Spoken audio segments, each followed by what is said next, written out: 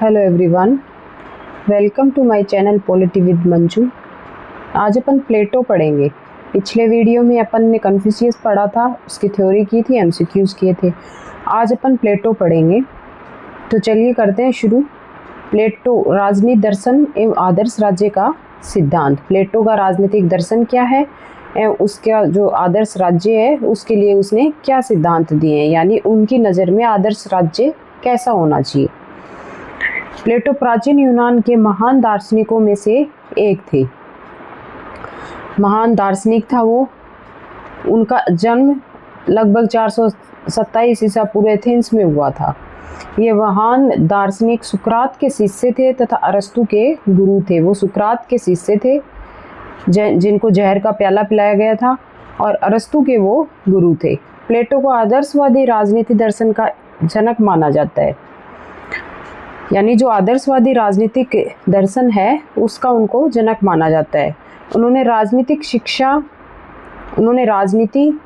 शिक्षा, न्याय, राज्य तथा नैतिकता के संबंध में अत्यंत गहन विचार प्रस्तुत किए थे। उन्होंने राजनीति के बारे में कि राजा कैसा होना चाहिए, शिक्षा के बारे में कि एजुकेशन कैसी होनी चाहिए, शारीरिक कि मानसिक कि किस प्रकार की होनी चाहिए, न्याय के बारे में कि न्याय किस तरह का होना चाहिए, राज्य तथा नैतिकता के संबंध में अत्यंत गहन विचार प्रस्तुत किए। प्लेटो के समय यूनान में राजनीतिक अस्थिरता चल रही थी। नैतिक पतन तथा लोकतंत्र की कमजोरियां स्पष्ट दिखाई दे रही थी। सुकरात को मृत्युदंड दिए जाने की घटना ने प्लेटो को अत्यधिक प्रभावित किया, क्योंकि सुकरात ने इन बुराइयों के खिलाफ बोला तो उनको जहर का प्याला पिला दिया गया। उनको मृत्युदंड दिए जाने के कारण प्लेटो को अत्यधिक प्रभावित किया। इस कारण उन्होंने ऐसे आदर्श राज्य की कल्पना की जिसमें न्याय, नैतिकता तथा बुद्धिमत्ता सर्वोच्च स्थान पे हो। उनकी प्रसिद्ध पुस्तक है द रिपब्लिक। उसमें आदर्श राज्य, न्याय, शिक्षा तथा दार्शनिक राजा के सिद्धांतों का विस्तार से वर्णन मिलता है। प्लेटो का न्याय सिद्धांत। प्लेटो के राजनीतिक दर्शन का केंद्र बिंदु न्याय है। उनके अनुसार न्याय का अर्थ केवल कानून पालन नहीं है, बल्कि समाज में के प्रत्येक व्यक्ति द्वारा अपने निर्धारित कार्य का उचित ढंग से पालन करना है। यानी न्याय का मतलब ये नहीं है कि किसी ने अपराध किया है उसको दंड देगा, कोर्ट उसको दंड देगा। न्याय से मतलब उनका ये नहीं है। उनका मतलब है कि जिस व्यक्ति में जिन गुणों की प्रधानता है वो उसके अकॉर्डिंग अपना कार्य करे और दूसरे के कार्य में हस्तक्षेप ना करे, उसी को वो न्याय बोलते हैं। उन्होंने कहा कि जिस प्रकार मानव शरीर के विभिन्न अंग अपने अपने कार्य करते हैं, उसी प्रकार राज्य के विभिन्न वर्ग भी अपने कर्तव्यों का पालन करें तो राज्य में न्याय स्थापित होता है। प्लेटो के अनुसार न्याय का मतलब क्या है? प्रत्येक व्यक्ति अपने स्वाभाविक कार्य को करे, यानी उसका जैसा स्वभाव है, उसके स्वभाव में जिस कार्य की प्रधानता है वो अपना कार्य करे। कोई वर्ग है वो दूसरे वर्ग के कार्य में हस्तक्षेप ना करे। राज्य में सामंजस्य एवं संतुलन बना रहे, उसी वजह से राज्य में सामंजस्य और संतुलन बना रहेगा। आत्मा का सिद्धांत एवं राज्य की उत्पत्ति। प्लेटो ने मानव आत्मा को 3 भागों में विभाजित किया: बुद्धि, साहस और इच्छा। आत्मा के 3 गुण उन्होंने बताए कि बुद्धि, साहस और इच्छा।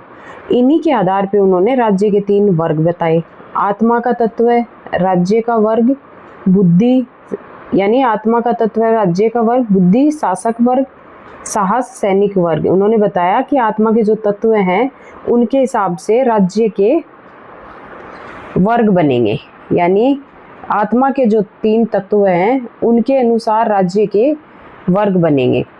जिसमें बुद्धि तत्व की प्रधानता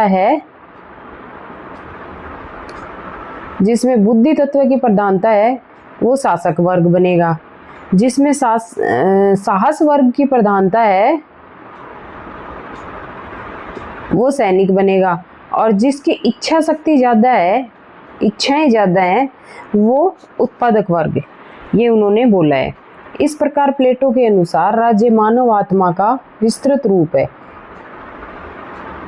यानी जो राज्य है वो मनुष्य की जो आत्मा है उसी का विस्तृत रूप उन्होंने बताया।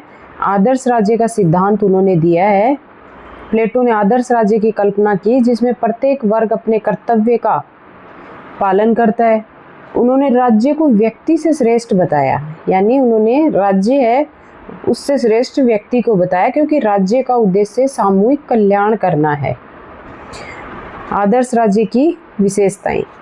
न्याय पर आधारित व्यवस्था, नैतिक शासन, योग्य शासक, नियंत्रित शिक्षा व्यवस्था होनी चाहिए, वर्गों के बीच संतुलन होना चाहिए, दार्शनिक राजा का सिद्धांत उन्होंने दिया है। यानी न्याय पर आधारित व्यवस्था के अंतर्गत आदर्श राज्य की उन्होंने विशेषताएं बताई हैं कि न्याय पर आधारित व्यवस्था हो, नैतिक शासन हो, नैतिक शासन हो, योग्य शासक हो, नियंत्रित शिक्षा व्यवस्था हो, ये उन्होंने बताया। वर्गों के बीच संतुलन हो। अब दार्शनिक राजा का सिद्धांत देखते हैं। प्लेटो का जो राजा है, दार्शनिक राजा, उसके सिद्धांत, प्लेटो का सबसे प्रसिद्ध सिद्धांत दार्शनिक राजा है। उनके अनुसार शासक ऐसे व्यक्ति के हाथों में होना चाहिए जो ज्ञानवान, नैतिक तथा बुद्धिमान हो। उनका मानना है कि जो शासन है वो ऐसे व्यक्ति के हाथ में हो जो ज्ञानवान हो, जो नैतिक हो तथा बुद्धिमान हो। उन्होंने कहा कि सामान्य लोग सत्य के वास्तविक स्वरूप को नहीं समझ सकते, जबकि दार्शनिक सत्य एवं न्याय का ज्ञान रखते हैं, ये इन्होंने बोला है। इसीलिए वही राज्य संचालन के योग्य है। दार्शनिक राजा की विशेषताएं उन्होंने बताई। सत्य का ज्ञान होना चाहिए उसको, नैतिक चरित्र होना चाहिए, स्वार्थहीनता होनी चाहिए, विवेकपूर्ण निर्णय क्षमता उसमें होनी चाहिए, लोक कल्याण की भावना होनी चाहिए। प्लेटो का प्रसिद्ध कथन है, जब तक दार्शनिक राजा नहीं बनते या राजा दार्शनिक नहीं बनते तब तक राज्य की समस्याएं समाप्त नहीं होंगी। ये बहुत बार पूछ लिया जाता है कि ये कथन किसका है। जब तक दार्शनिक राजा नहीं बनते या राजा दार्शनिक नहीं बनते तब तक राज्य की समस्याएं समाप्त नहीं होंगी, ये बहुत बार पूछा जाता है। ये किसने बोला है? शिक्षा संबंधी उनके विचार। प्लेटो ने शिक्षा को आदर्श राज्य की आधारशिला माना। उनका विश्वास था कि उचित शिक्षा के माध्यम से आदर्श नागरिक एवं योग्य शासक तैयार किए जा सकते हैं। उनका विश्वास था कि जो शिक्षा है, शिक्षा के द्वारा, उचित शिक्षा के माध्यम से आदर्श नागरिक एवं योग्य शासक तैयार किए जा सकते हैं। उन्होंने शिक्षा को राज्य के नियंत्रण में रखने की बात कही है। अब शिक्षा के उद्देश्य क्या क्या बताएं वो देखते हैं। नैतिक विकास करना, चरित्र निर्माण करना, योग्य शासकों का निर्माण करना, राज्य के प्रति निष्ठा उत्पन्न करना, ये प्लेटो के शिक्षा के उद्देश्य हैं। प्लेटो की शिक्षा की पद्धति, कौन सी शिक्षा पद्धति है उनकी, चलिए देखते हैं। प्लेटो ने शिक्षा को विभिन्न चरणों में विभाजित किया है। जैसे एक प्रारंभिक शिक्षा है, बालकों को संगीत एवं प्रारंभ में बालकों को संगीत एवं व्यायाम की शिक्षा दी जाएगी, ठीक है। बाद में उसको सैनिक प्रशिक्षण, युवाओं को साहस एवं अनुशासन की शिक्षा दी जाएगी। उच्च शिक्षा में किसको लिया है उन्होंने? उच्च शिक्षा में गणित, तर्कशास्त्र, दर्शन का अध्ययन करवाया जाएगा। यानी उच्च शिक्षा में गणित, तर्कशास्त्र तथा दर्शन का अध्ययन करवाया जाएगा। दार्शनिक प्रशिक्षण, योग्य व्यक्तियों को शासन के लिए प्रशिक्षित किया जाएगा, ठीक है। जो योग्य व्यक्ति हैं, लास्ट तक उन्हीं को, जो शासक हैं, उनकी शिक्षा की बात की है उन्होंने लास्ट तक, कि योग्य व्यक्तियों को शासन के लिए प्रशिक्षित किया जाएगा। साम्यवाद का सिद्धांत, उनका साम्यवाद का सिद्धांत देखते हैं जो बहुत इम्पोर्टेंट है। प्लेटो ने शासक एवं सैनिक वर्ग के लिए साम्यवाद का समर्थन किया है। उन्होंने शासक और जो सैनिक वर्ग है उसके लिए साम्यवाद का सिद्धांत दिया है, बाकी वर्गों के लिए नहीं। उनका उद्देश्य था कि शासक वर्ग निजी स्वार्थ से मुक्त रहे, इसीलिए उन्होंने साम्यवाद का सिद्धांत दिया है। उन्होंने कहा शासकों के पास निजी संपत्ति नहीं होनी चाहिए, परिवार व्यवस्था सीमित होनी चाहिए, सभी का जीवन सामूहिक हो, ये उन्होंने बोला है। इसका उद्देश्य राज्य में भ्रष्टाचार एवं स्वार्थ को समाप्त करना था। यानी साम्यवाद का जो सिद्धांत उन्होंने दिया है उसका मेन उद्देश्य था कि उससे भ्रष्टाचार और स्वार्थ को समाप्त करना था, क्योंकि परिवार नहीं होगा, व्यक्ति अपने परिवार के लिए ही करता है भ्रष्टाचार, तो परिवार नहीं होगा, ठीक है, और उसकी निजी संपत्ति नहीं रखने दी जाएगी, तो वो क्यों करेगा भ्रष्टाचार? तो ये चीज़ें उन्होंने बताई कि शासकों के पास निजी उनका कोई परिवार नहीं होगा, परिवार व्यवस्था सीमित होनी चाहिए और सभी का जीवन सामूहिक हो, ये उन्होंने बोला है। इसका उद्देश्य राज्य में भ्रष्टाचार एवं स्वार्थ को समाप्त करना था और स्त्रियों के संबंध में विचार, ठीक है। अब स्त्रियों के संबंध में विचार क्या दिए हैं उन्होंने? प्लेटो ने स्त्रियों को पुरुषों के समान शिक्षा देने का समर्थन किया है कि जैसे पुरुषों को, जैसे प्राचीन जो कई विचारक हैं वो स्त्रियों की शिक्षा के खिलाफ हैं, उनके वोट देने के खिलाफ हैं, राजनीतिक अधिकार उनको बहुत लेट दिए गए थे, बहुत बाद में। वैसे प्लेटो ने स्त्रियों को पुरुषों के समान शिक्षा देने का समर्थन किया है। उनके समय की दृष्टि से अत्यंत प्रगतिशील विचार था उनका। उन्होंने कहा कि यदि स्त्रियों में योग्यता है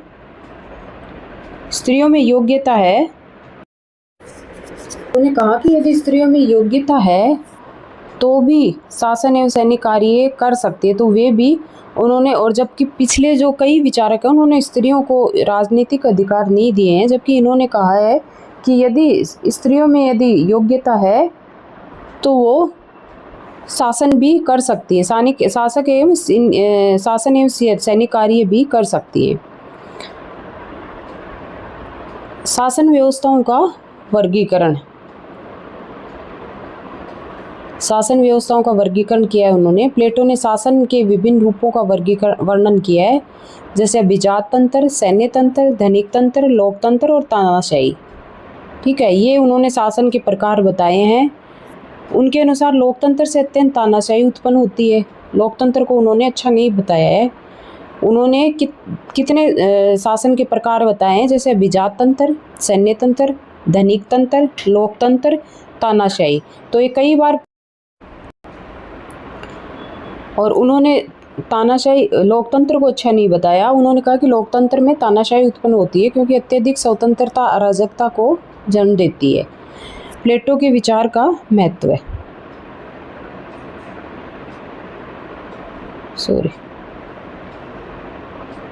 प्लेटो के विचारों का क्या महत्व है वो देखते हैं। आदर्श राज्य की अवधारणा प्रस्तुत की उन्होंने, बताया कि आदर्श राज्य कैसा होता है, शासक कैसा होना चाहिए, ये उन्होंने बताया। न्याय को राजनीतिक दर्शन का केंद्र बताया उन्होंने कि राजनीतिक दर्शन का केंद्र न्याय है और न्याय क्या होता है ये उन्होंने बताया। दार्शनिक राजा का सिद्धांत दिया उन्होंने, ठीक है।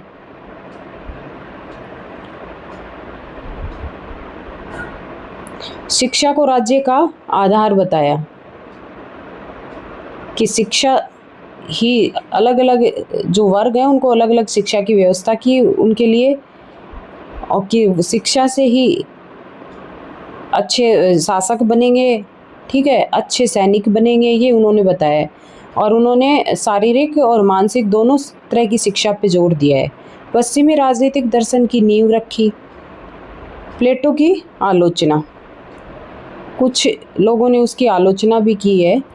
उनका आदर्श राज्य अत्यधिक आदर्शवादी माना जाता है क्योंकि उन्होंने कुछ ज़्यादा काल्पनिक बातें कर दी कि शासक ऐसा होना चाहिए, जबकि वास्तव में ऐसा होता नहीं है।